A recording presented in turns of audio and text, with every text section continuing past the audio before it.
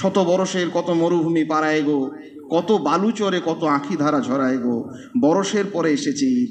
আপনারে লয়ে বিব্রত রহিতে আসে নাই কেহ অবনী পরে, সকলের তরে সকলে আমরা, প্রত্যেককে আমরা পরের তরে।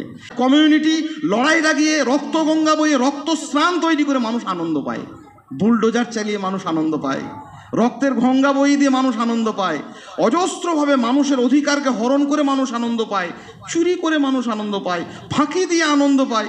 এই সমস্ত আনন্দগুলো হচ্ছে মুশরিকের, বেদিনের, আল্লাহ বিরোধীদের, আল্লাহ দ্রোহীদের।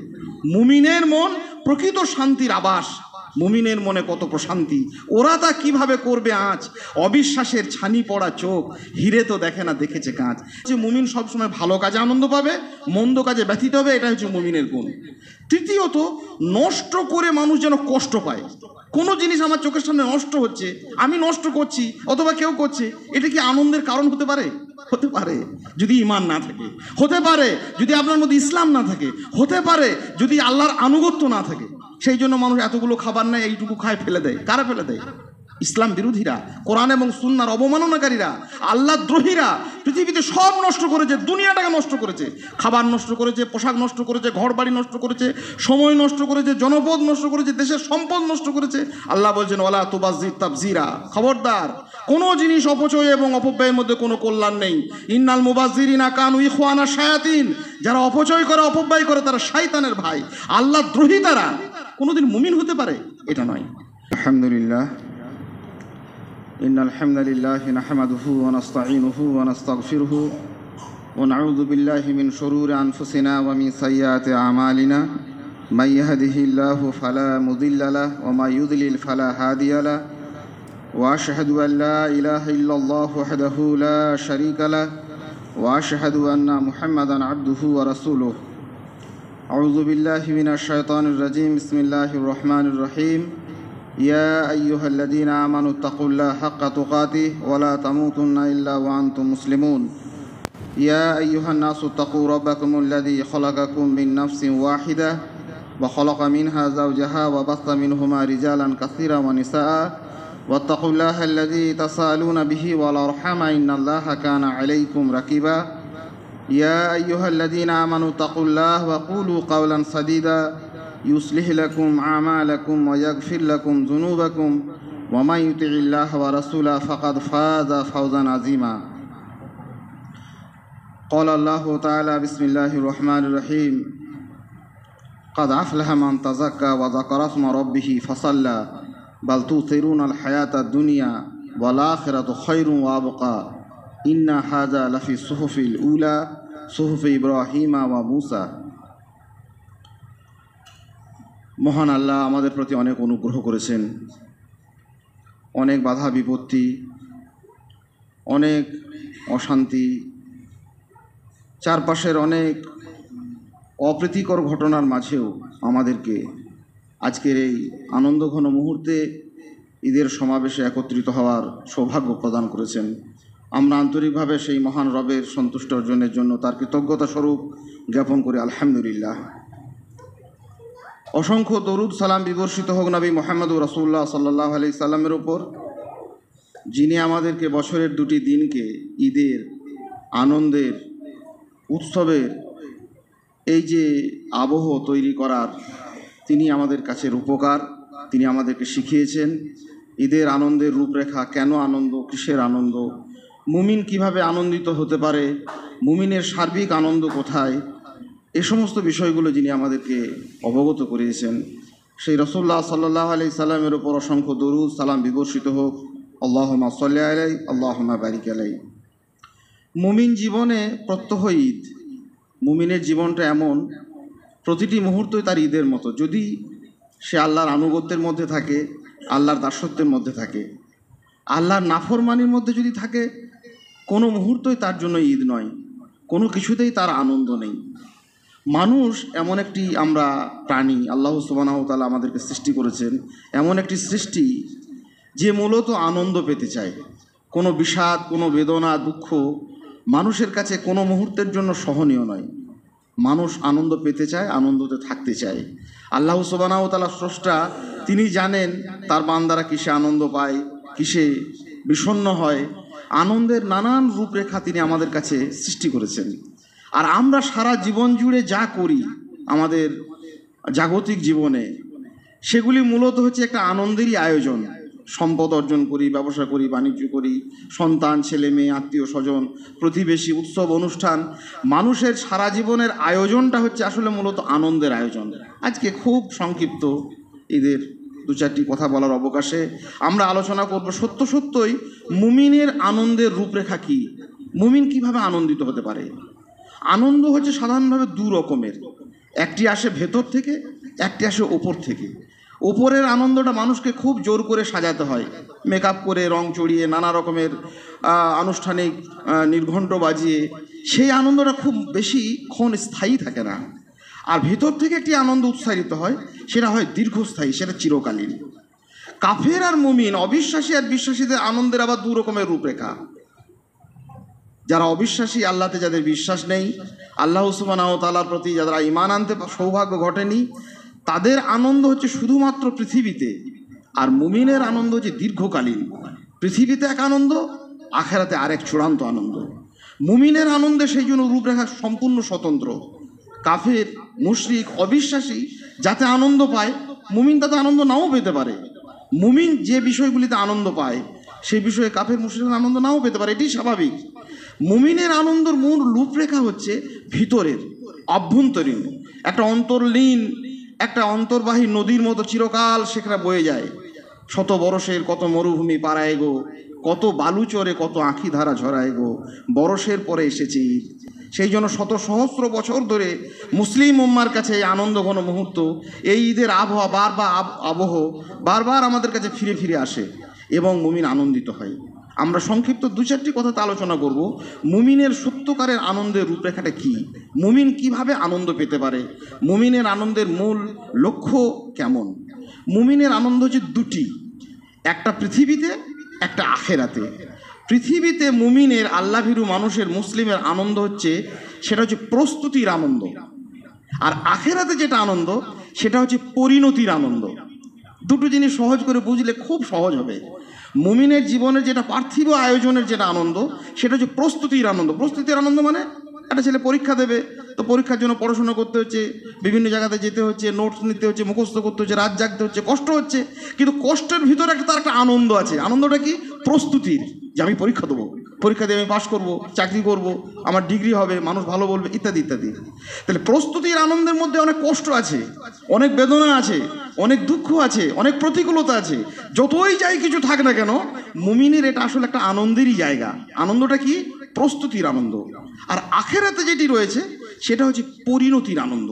সেখানে মানুষ ফল পাবে, সেখানে রেজাল্ট পাবে। দীর্ঘ সময় যে পরীক্ষা দিয়ে এসেছে, আল্লাহ সুবহানাহু ওয়া তাআলা দয়া করে, ভালোবেসে তাদেরকে তার পরিণতি প্রদান করবেন, তাদেরকে তার কর্মফল দেবেন, তাদের হাতে কর্মলিপি তুলে দেবেন, ইত্যাদি ইত্যাদি। দুটি আনন্দ এক রকমের নয়। পার্থিব জীবনে, মানুষের জাগতিক জীবনে একজন মুমিনের যেটি আনন্দ, সে আনন্দটি হচ্ছে মূলত প্রস্তুতির, প্রিপারেশনের। আর আখেরাতে আল্লাহ সুবহানাহু ওয়া তাআলা তাকে যে আনন্দ দেবেন, সে আনন্দটা হচ্ছে পরিণতির। প্রস্তুতির যে আনন্দগুলো, সেগুলো কয়েকটা জায়গাতে আল্লাহ সুবহানাহু ওয়া তাআলা পবিত্র কোরআনে, সুন্নাতে আমাদের রাসূল সাল্লাল্লাহু আলাইহি সাল্লাম শিখিয়ে দিয়েছেন। সেই আনন্দের রূপরেখাটি যদি আমি স্পষ্ট হই, তাহলে অন্য কিছুর জন্য কাফির মুশরিকরা, বেদিনরা যাতে আনন্দ পায়, সেগুলোর দিকে আমাদের সন্তানেরা আমরা যাব না। আমরা বুঝতে পারবো আমার আনন্দের জায়গা হচ্ছে এইটা। যেমন একটা ছাত্র বুঝতে পারে যে আমার আনন্দের জায়গা ওই আতশবাজিতে নয়, আমার আনন্দ জায়গা ওই চাকচিক্যময় জীবনে নয়, আমার প্রস্তুতির আনন্দ হচ্ছে বইয়ে মুখ গুঁজে থাকা।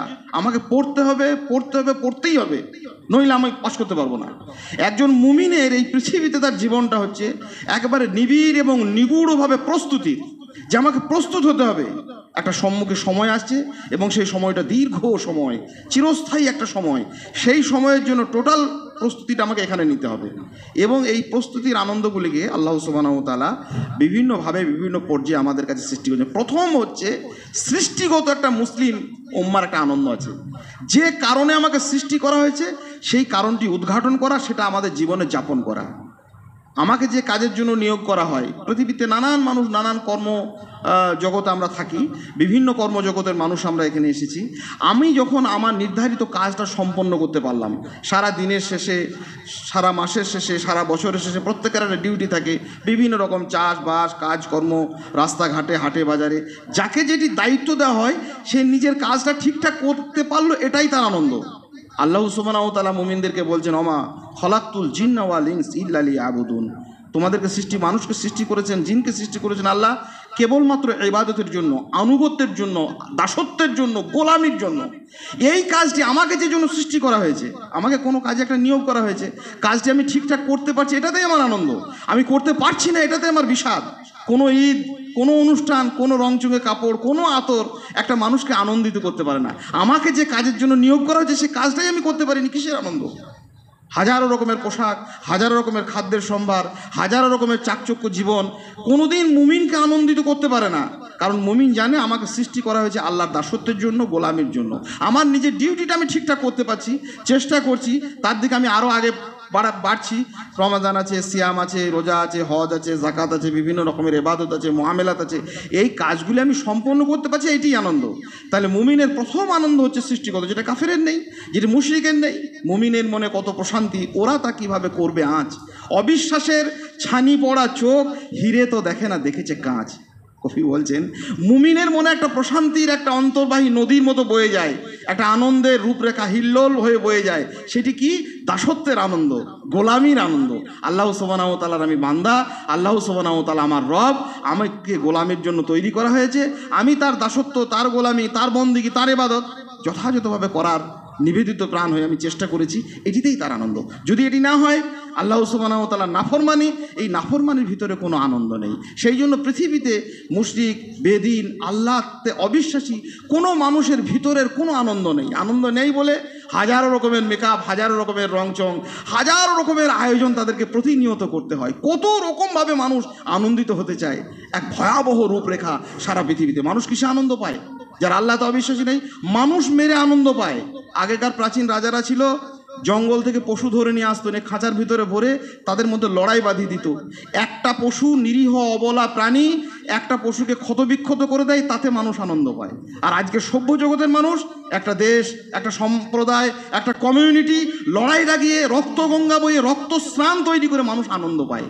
বুলডোজার চালিয়ে মানুষ আনন্দ পায়, রক্তের গঙ্গা বই দিয়ে মানুষ আনন্দ পায়, অজস্রভাবে মানুষের অধিকারকে হরণ করে মানুষ আনন্দ পায়, চুরি করে মানুষ আনন্দ পায়, ফাঁকি দিয়ে আনন্দ পায়। এই সমস্ত আনন্দগুলো হচ্ছে মুশরিকের, বেদিনের, আল্লাহ বিরোধীদের, আল্লাহ দ্রোহীদের। মুমিনের মন প্রকৃত শান্তির আবাস। মুমিনের মনে কত প্রশান্তি, ওরা তা কিভাবে করবে আঁচ। অবিশ্বাসের ছানি পড়া চোখ হিরে তো দেখে না, দেখেছে কাঁচ। যে চোখে অবিশ্বাস আছে, কুফর আছে, নেফাক আছে, সে হিরে দেখে না, সে কাঁচ দেখে। সে হিরেও চেনে না, কাঁচও চেনে না। কাজে মুমিনের আনন্দের যেহেতু প্যারামিটারটা আলাদা, আমরা জেনে নেব। প্রথম কথা হচ্ছে আল্লাহর আনুগত্যের আনন্দ। দ্বিতীয় আনন্দ হচ্ছে কর্মগত আনন্দ। নবী সাল্লাল্লাহু আলাইহি সাল্লাম বলছেন, ইজা সাররাতকা হাসানাতুকা ওয়া সাআতকা সাইয়্যাতুকা ফাআনতা মুমিন। ভালো কাজ যখন আপনাকে আনন্দ দেয়, তখন আপনি মুমিন। সেটা হচ্ছে ভালো কাজে মুমিনকে আনন্দ দেয়। মুমিন নামাজ পড়ে আনন্দ পায়, মুমিন সাদকা করে আনন্দ পায়, দান করে মুসলিম আনন্দ পায়, অপরকে ইফতার খাওয়াচ্ছে আনন্দ পাচ্ছে। ভালো কাজে মুমিন চিরন্তন আনন্দ পায়, মন্দ কাজে নয়। আমরা কি করি? মন্দ কাজে আনন্দ পাই, ফাঁকি দিয়ে আনন্দ পাই, চুরি করে আনন্দ। এটা কাদের কাজ? এটা অবিশ্বাসের কাজ। কাজেই আনন্দের দ্বিতীয় রূপরেখা হচ্ছে মুমিন সবসময় ভালো কাজে আনন্দ পাবে, মন্দ কাজে ব্যথিত হবে। এটা হচ্ছে মুমিনের গুণ। তৃতীয়ত, নষ্ট করে মানুষ যেন কষ্ট পায়। কোনো জিনিস আমার চোখের সামনে নষ্ট হচ্ছে, আমি নষ্ট করছি অথবা কেউ করছে, এটা কি আনন্দের কারণ হতে পারে? হতে পারে যদি ঈমান না থাকে, হতে পারে যদি আপনার মধ্যে ইসলাম না থাকে, হতে পারে যদি আল্লাহর আনুগত্য না থাকে। সেই জন্য মানুষ এতগুলো খাবার নেয়, এইটুকু খায়, ফেলে দেয়। কারা ফেলে দেয়? ইসলাম বিরোধীরা, কোরআন এবং সুন্নাহর অবমাননাকারীরা, আল্লাহ দ্রোহীরা। পৃথিবীতে সব নষ্ট করেছে, দুনিয়াটাকে নষ্ট করেছে। খাবার নষ্ট করেছে, পোশাক নষ্ট করেছে, ঘর বাড়ি নষ্ট করেছে, সময় নষ্ট করেছে, জনপদ নষ্ট করেছে, দেশের সম্পদ নষ্ট করেছে। আল্লাহ বলছেন, ওয়ালা তুবাজ্জির তাবজিরা, খবরদার, কোনো জিনিস অপচয় এবং অপব্যয়ের মধ্যে কোনো কল্যাণ নেই। ইন্নাল মুবাজ্জিরিনা কানু ইখওয়ানা শায়াতিন, যারা অপচয় করে, অপব্যয় করে, তারা শয়তানের ভাই। আল্লাহ দ্রোহী তারা কোনোদিন মুমিন হতে পারে? এটা নয়। আমাদের সন্তানদের মধ্যে, আমাদের প্রিয়জনদের মধ্যে, আমাদের পরের প্রজন্মের মধ্যে আমরা নিজেরা যেন অভ্যাস করি সম্পদের ব্যবহার করতে। যে কোনো সম্পদ, সে আমার সময় হোক, অর্থ হোক, পোশাক হোক, খাদ্য হোক, অপচয় নয়। শিশুদের মধ্যে থাকতে পারে এই ধরনের অভ্যাস। অনেক শিশুদের মধ্যেও দেখবেন কোনো জিনিসকে নষ্ট করে আনন্দ পায়। মুমিনের আনন্দের রূপরেখা নষ্ট করে কষ্ট পাওয়া, নষ্ট করে কষ্ট পাবে সে, নষ্ট করে আবার কখনো কেউ আনন্দ পায়। কাজেই মুমিনের আনন্দের তৃতীয় রূপরেখা হচ্ছে সে সঠিকভাবে সঠিক জিনিসকে ব্যবহার করবে। আর কি করবে? অপর মানুষের প্রতি তার থাকবে প্রগাঢ় ভালোবাসা, আর এই ভালোবাসার মধ্যে সে আনন্দ পাবে। নবী সাল্লাল্লাহু আলাইহি সাল্লাম বলছেন, আহিব্বালিন নাস লিমা তুহিব্বু লিনাফসিক তাকুন মুমিনান। তুমি তখনই মুমিন, মুমিনের আনন্দ তখনই উদযাপন হবে। কখন? যখন সে নিজের জন্য যেটি ভালোবাসবে, অপরের জন্য সেটি ভালোবাসবে। পৃথিবীতে আমি একা নই, আমরা অনেক, আমরা এক। পৃথিবী জুড়ে অসংখ্য মানুষের সমাহার। প্রত্যেকের সঙ্গে আমাদের প্রত্যেকের একটা রিলেশনশিপ রয়েছে, একটা সম্পর্ক রয়েছে। আপনারে লয়ে বিব্রত রহিতে আসে নাই কেহ অবনী পরে, সকলের তরে সকলে আমরা, প্রত্যেককে আমরা পরের তরে। এই যে প্রত্যেকের সঙ্গে প্রত্যেকের আমাদের একটা দায়বদ্ধতা আছে। আমি যখন নিজের জন্য ভালোবাসবো, সেটা নিজের জন্যই নয়, আমি নিজেকে নিয়ে ব্যস্ত হব না। শুধু আমি কিনেই নয়, আমার কল্যাণের সাথে সাথে পাঁচজন মানুষের, অন্যের, এবং নানানভাবে আমরা সম্পর্কিত হয়ে আছি। কাজে যেটি নিজের জন্য ভালোবাসবো, যে সময়, যে কথা, যে আচরণ, যে ব্যবহার, যে আনুগত্য, আমি নিজের জন্য যেটাকে পছন্দ করি, অন্যের জন্যও পছন্দ করব। এটি একটি আনন্দের খুব বড় রূপরেখা। এটা খুব গুরুত্বপূর্ণ একটা বিষয়, আল্লাহ রসুল সাল্লাল্লাহু আলাইহি সাল্লাম আমাদেরকে শিখিয়ে দিয়েছেন। আর আনন্দের একটা নিরিখ আছে, প্রত্যেকটা জিনিসের সঠিক মূল্য নির্ধারণ। খুব মনোযোগ দিয়ে শুনবেন।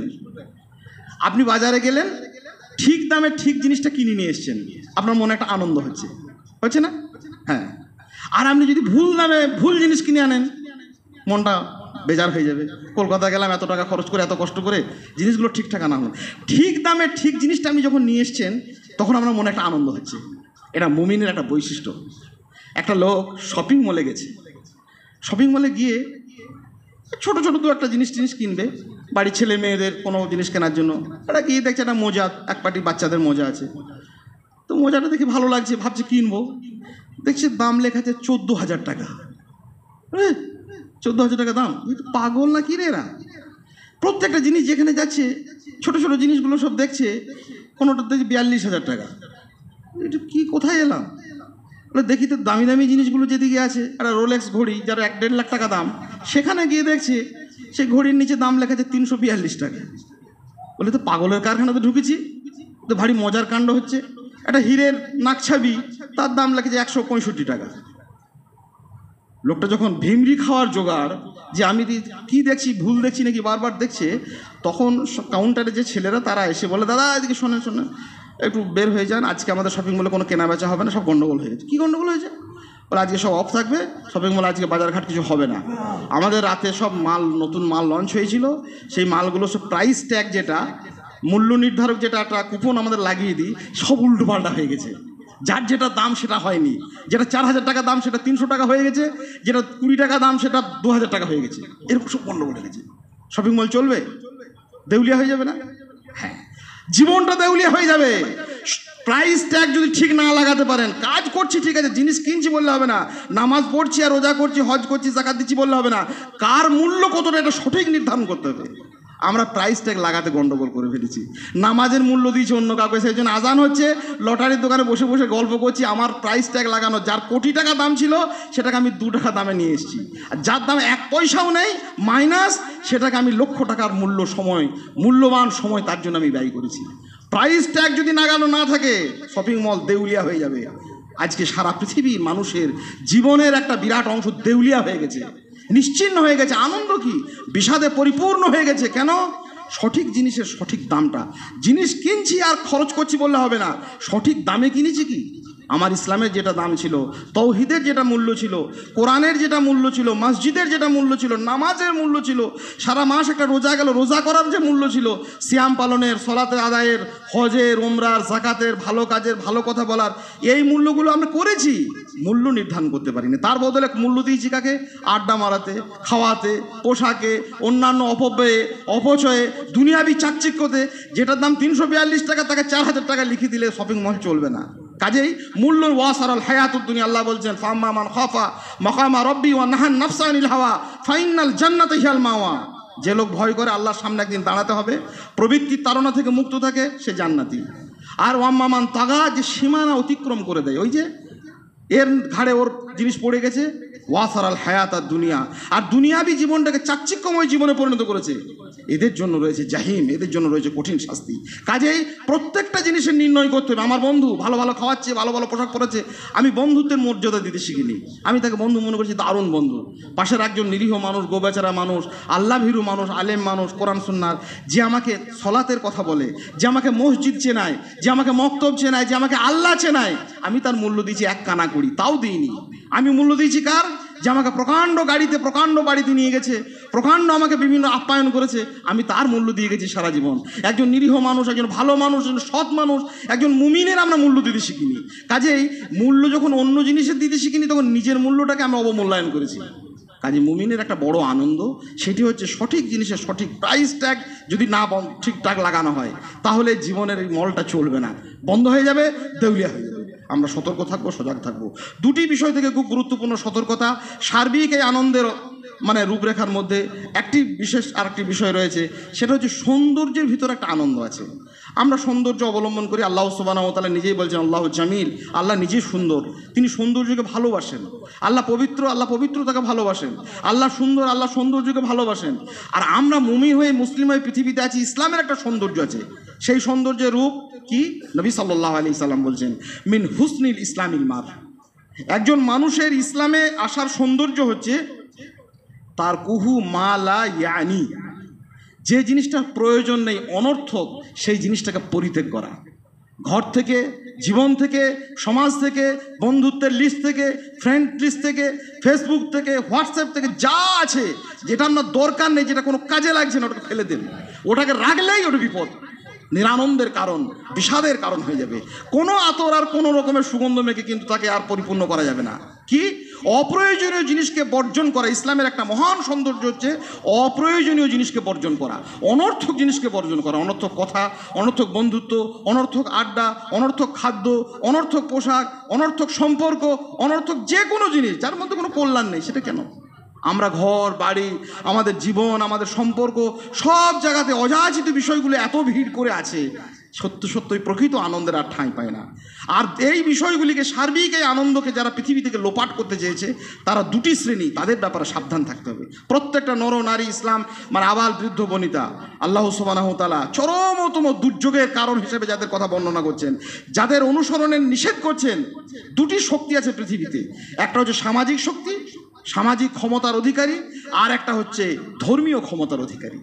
আল্লাহ পাক রব্বুল আলামিন পবিত্র কোরআনে স্পষ্ট করছেন, ইয়াউমা তুকাল্লাবু উজুহুহুম ফিন নার, মুখটাকে এরকম করে যেদিন আগুনে তাদেরকে সেঁকা হবে, যেমন করে মুরগি কাবাবের টিতে সেঁকা হয়, তেমনি করে যেদিন তাদেরকে পোড়ানো হবে, সেই সমস্ত মানুষরা বলতে থাকবে একটি কথা, ইন্না আতানা সাদাতানা ওয়া কুবারানা ফাদাল্লুনা সাবিলা। হে আল্লাহ, আমরা অনুসরণ করতাম দুই ধরনের নেতার, একটা হচ্ছে সামাজিক নেতৃত্ব, বিভিন্ন সরকার, আমলা, দেশ, কাল, সময়, সোসাইটিতে যারা শাসন করে, শাসকদের একটা শ্রেণী ছিল, আর একটা ধর্মীয় লবি থেকে উঠে এসেছিল।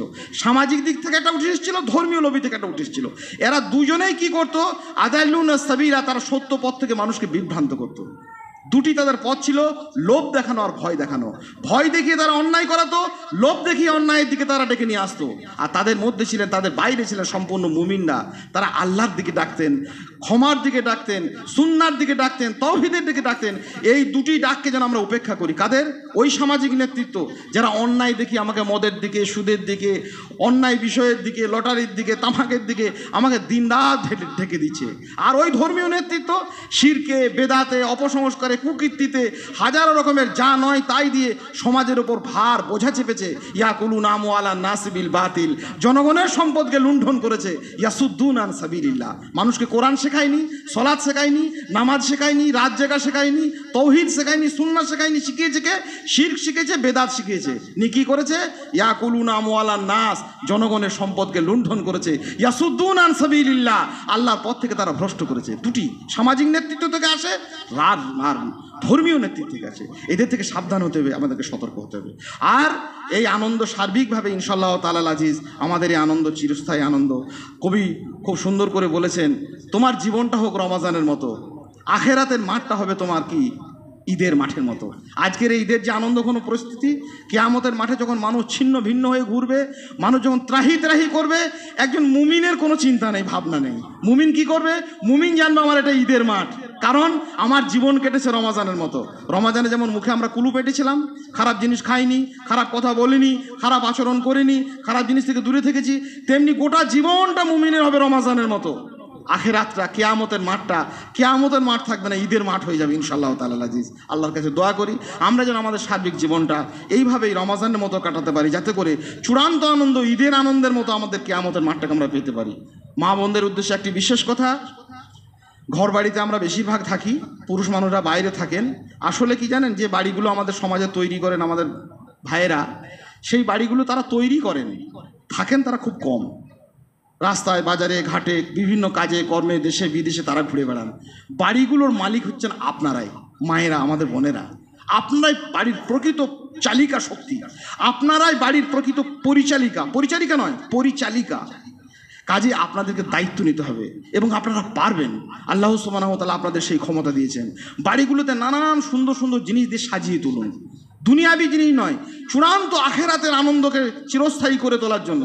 দুনিয়াবি জিনিস থাকবে, ফুল থাকবে, আর অন্যান্য জিনিস থাকবে, আসবাবপত্র থাকবে, দুনিয়াবি সামগ্রী থাকবে, সেই সঙ্গে আখেরাতের আনন্দকে চিরস্থায়ী করার জন্য আমার বাড়িতে কোরআন থাকবে, সুন্নাহ থাকবে, ইসলামী বইপত্র থাকবে, নামাজ থাকবে, কোরআন তেলাওয়াত থাকবে, হক কথা থাকবে, সত্য কথা থাকবে। এইগুলো আখেরাতের সামগ্রী। এই দিয়ে মায়েদেরকে, বোনেদেরকে বাড়িগুলোকে সাজাতে হবে। পুরুষরা থাকে তো খুব কম, নানা রকমের জীবিকার সন্ধানে তারা বাইরেই থাকেন। বাড়ির মালিক তো আপনি, বাড়ি তো আপনারই, চিরকাল তো বাড়িতে আপনিই আছেন। কাজে আপনাকে এই বাড়িটাকে সাজাতে হবে। কিসের জন্য? চিরস্থায়ী আনন্দকে আরও দীর্ঘস্থায়ী করার জন্য, দীর্ঘস্থায়ী আনন্দকে আরও দীর্ঘস্থায়ী করার জন্য, কিয়ামতের মাঠকে ঈদের মাঠে পরিণত করার জন্য। কোরআন দিয়ে, সুন্নাহ দিয়ে, তাওহীদ দিয়ে, আল্লাহর আনুগত্য দিয়ে, আল্লাহর নাফরমানি থেকে পরিত্যাগ করে এ ঘরকে আমাদেরকে সাজাতে হবে, যাতে করে কিয়ামতের মাঠটি সত্যি সত্যিই আমাদের জন্য ঈদের মাঠ হয়ে যায়। আল্লাহ পাক রব্বুল আলামিন পবিত্র কোরআনে বলেছেন, এটি বলে শেষ করি। আল্লাহ সুবহানাহু ওয়া তাআলা কি সুন্দর বলছেন, ফাম্মা মান উতিয়া কিতাবাহু বিয়ামিনি। কিয়ামতের দিনের কথা বর্ণনা করতে বলছেন, অতঃপর যার ডান হাতে তার কর্মলিপি তুলে দেওয়া হবে, মার্কশিটটা, আমলনামাটা যার ডান হাতে তুলে দেওয়া হবে। ফাম্মা মান কিতাবাহু বিয়ামিনি, ফাম্মা মান উতিয়া কিতাবাহু বিয়ামিনি ফায়াকুলু হাউমু ইকরাউ কিতাবিয়া। দেখুন কেমন ঈদের মাঠে সে নেমেছে। মুমিনদের হাতে, ডান হাতে যখন তার ওই কর্মলিপিটা তুলে দেওয়া হবে, তখন সেটা নিয়ে সব লোককে দেখিয়ে বেড়াবে, বলে দেখো আমার আমলনামাটা দেখুন, আলহামদুলিল্লাহ কেমন সুন্দর আমলনামা এসেছে, ডান হাতে এসেছে। ও জানছে আমি জান্নাতে যাব। আনন্দে আমাদের ছেলে মেয়েদের যখন সার্টিফিকেট, মার্কশিট হাতে তুলে দেওয়া হয়, ভালো রেজাল্ট হয়, আমাদেরকে সব পাড়ায় পাড়ায় দেখিয়ে যায়, অন্য মানুষদের কাছে খবর দেয়, এই দেখুন আমার মার্কশিটে দেখুন আমার এইরকম রেজাল্ট হয়েছে। ফাম্মা মান উতিয়া কিতাবাহু বিয়ামিনি ফায়াকুলু হাউমু ইকরাউ কিতাবিয়া। সবাই সেই মার্কশিটটা দেখিয়ে বেড়াবে লোককে, ইন্নী জানান্তু আন্নী মুলাকিন হিসাবিয়া। কিসের জন্য এই মার্কশিটটা হয়েছে জানো? সেই লোকটা বলবে, আমি জানতাম এই হিসেবের মুখোমুখি আমাকে একদিন আসতেই হবে, পরীক্ষার সম্মুখীন আমাকে একদিন হতেই হবে, সেই জন্য আমি তো প্রস্তুতি নিয়েছিলাম। সেদিন মুমিনরা বলবেন, ইন্নী জানান্তু আন্নী মুলাকিন হিসাবিয়া ফাহুয়া ফি ঈশাতি রাদিয়া ফি জান্নাতিন আলিয়া কুতুফুহা দানিয়া কুলু ওয়াশরাবু হানিয়াম বিমা আসলাফতুম ফিল আইয়ামিল খালিয়া। আল্লাহ বলবেন, আজকে তোমরা জান্নাতে যাও, সূর্য জান্নাতে অবস্থান করো, ফলভারে আনত, নানা রকমের নাগালের মধ্যে যে গাছপালাগুলি আছে সব ফলগুলো ঝুঁকে ঝুঁকে আছে, পরিতৃপ্তির সঙ্গে সেগুলো তোমরা খাও, সেগুলো তো কুলু ওয়াশরাবু হানিয়াম বিমা আসলাফতুম ফিল আইয়ামিল খালিয়া। তোমরা যে প্রস্তুতি নিয়েছিলে সেই প্রস্তুতির সম্পূর্ণ পরিণতি হিসাবে, তার প্রতিদান হিসাবে তোমাদেরকে এত এত অফুরন্ত নিয়ামত দেওয়া হয়েছে। আল্লাহ পাক রব্বুল আলামিন মুমিনদের জন্য চিরস্থায়ী আনন্দের এই ব্যবস্থা করে রেখেছেন, যারা এই পৃথিবীটাকে প্রস্তুতির আনন্দটাকে মজবুত করেছে। আমরা প্রস্তুতির আনন্দ মজবুত করব ইনশাআল্লাহ তাআলা। যে আমরা চেষ্টা করব, একটা মাস আমরা অনেক ইবাদতের মধ্যে আমাদের সাধ্য মোতাবেক কাজ করেছি, বিভিন্নভাবে দান, সাদকা, নামাজ, রোজা, আরও অন্যান্য নফল ইবাদত, সুন্নাত ইবাদত আমরা করেছি। আল্লাহ পাক রব্বুল আলামিন আমাদের সব ভুল ত্রুটি মাফ করে সেগুলোকে কবুল করে নিন, আল্লাহুম্মা আমিন। সারা পৃথিবীতে নানান মানুষ এই ঈদের আনন্দ তাদের কাছে নেই, নানান নির্যাতন, নানান জর্জরিত অবস্থা, নানান কষ্ট, নানান ব্যথা বেদনা, দুঃখ, দৈন্যদশা, হাজার রকমের জুলম এবং অত্যাচার নিষ্পেষিত হয়ে চলেছে।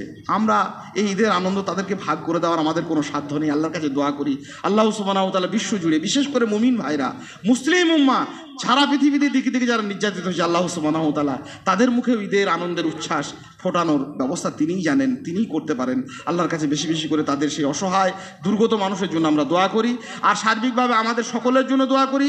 আল্লাহ সুবহানাহু ওয়া তাআলা পার্থিব জীবনটা যেহেতু প্রস্তুতির আনন্দ, প্রস্তুতির মধ্যে কিছু কষ্ট আছে, কিছু ঝামেলা আছে, কিছু প্রতিকূলতা আছে, কিছু বাধা বিপত্তি আছে, কিন্তু যাই থাক, যত রকমের যাই থাক, একজন মুমিনের হৃদয় এইটুকু থাকবে যে আমি প্রস্তুতি নিচ্ছি, আমাকে প্রিপারেশন নিতে হচ্ছে, আমার একটা সময় আছে এবং চিরস্থায়ী একটা আনন্দের আমার রূপরেখা আছে। আল্লাহর কাছে বেশি বেশি করে সকলের জন্য দোয়া করি। যেভাবে একটি মাস আমরা পরীক্ষা দিয়ে এসেছি, তেমনি আগামী দিনগুলোকে আমরা পরিপূর্ণ ওই রমজানের মতো নিষ্ঠার সঙ্গে, সলাতের সঙ্গে, ইবাদতের সঙ্গে, তাওহীদের সঙ্গে, সুন্নাহর সঙ্গে, ভালো কাজের সঙ্গে, ভালো কথার সঙ্গে উদযাপন করতে পারি, এবং আমাদের এই গোটা জীবনটা যেন রমজানের মতো এরকম নিষ্ঠার সঙ্গে পালিত হয়, যাতে করে আখিরাতের মাত্রা আমাদের ঈদের মাঠে পরিণত হয়। আল্লাহ পাক রব্বুল আলামিন আমাদেরকে কবুল করুন। আল্লাহুম্মা আমিন। রব্বানা আতিনা ফিদ দুনিয়া হাসানা ওয়া ফিল আখিরাতি হাসানা ওয়া কিনা আযাবান নার। রব্বানা যালামনা আনফুসানা ওয়া ইল্লাম তাগফির লানা ওয়া তারহামনা লানাকুনান্না মিনাল খাসিরিন। আল্লাহুম্মা ইন্না নাসআলুকাল হুদা ওয়াত তুকা ওয়াল আফাফা ওয়াল গিনা। আল্লাহুম্মা ইন্না নাসআলুকাল হুদা ওয়াত তুকা ওয়াল আফাফা ওয়াল গিনা। আল্লাহুম্মা ইন্না নাসআলুকাল আফিয়া ফিদ দুনিয়া ওয়াল আখিরা। আস্তাগফিরুল্লাহ লি ওয়া লাকুম ওয়া লিসাইরিল মুসলিমিন ফাস্তাগফিরুহু ইন্নাহু হুয়াল গাফুরুর রহিম। আমরা মজলিস ছেড়ে যাবার আগে মজলিসের দোয়াটাও আমরা পড়ব। সুবহানাকাল্লাহুম্মা বিহামদিকা ওয়া আশহাদু আল্লা ইলাহা ইল্লা আনতা ওয়া আস্তাগফিরুকা ওয়া আতুবু ইলাইক।